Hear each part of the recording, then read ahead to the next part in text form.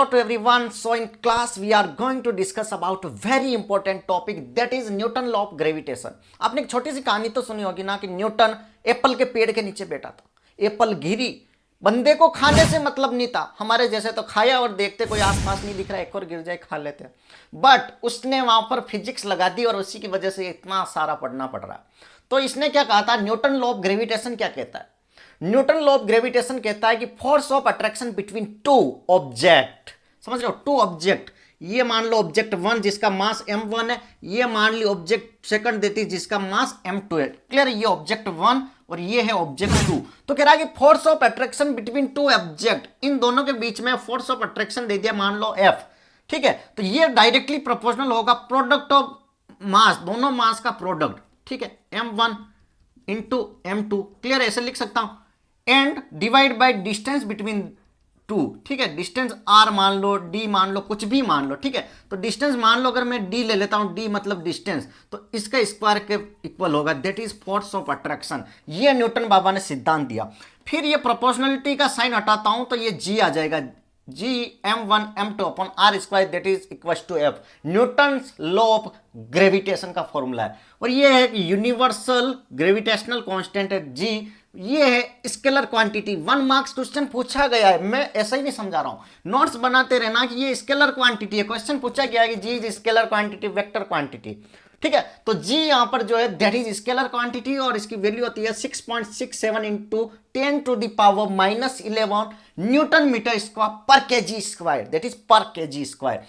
किसने दिया था? क्वेश्चन पूछा गया है ये जी, दैट इज हेनरी कैवेंडिश ने दिया है, क्लियर है? यहां तक हेनरी कैवेंडिश ने दिया।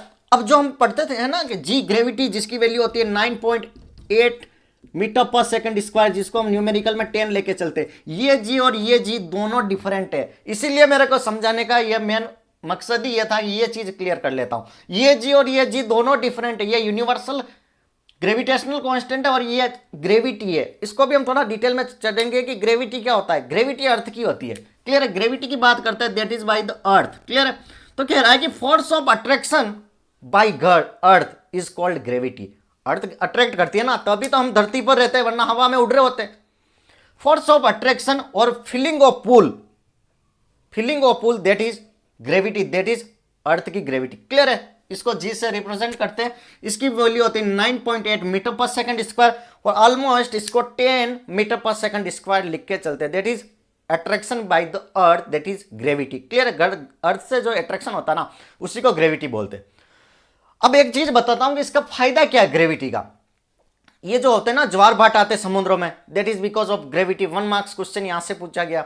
हमारे अर्थ पर जो एटमॉस्फेयर होता है ना, ये एटमॉस्फेयर वगैरह, एयर वगैरह, तो ये ड्यू टू ग्रेविटी होती है, क्लियर है? और हम यहाँ पर एक स्टेबिलिटी है अर्थ के ऊपर, that is because of gravity. अगर ग्रेविटी नहीं होगी तो सारे आज में ऊपर आसमान नीचे, क्या होगा कि आज में ऊपर आसमान नीचे, पेड़ लगा के करते हैं ना कि आज में ऊपर आसमान नीचे, धरती में कुछ नहीं दिखता है, लेकिन रियल में ही आसमान में नहीं होते, आप धरती पर नहीं रह पाते अगर ग्रेविटी नहीं होती। ग्रेविटी हर चीज को अपनी तरफ खींचती है, हर चीज को अपनी तरफ खींचती है, that is very important concept, Newton's law of gravitation, clear है? जी का मतलब आपको पता चल गया कि pulling force given by earth और attractive force given by earth, that is called as gravity. उसी को हम ग्रेविटी बोलते हैं, उसी को हम गुरुत्वाकर्षण बल बोलते हैं, क्लियर है?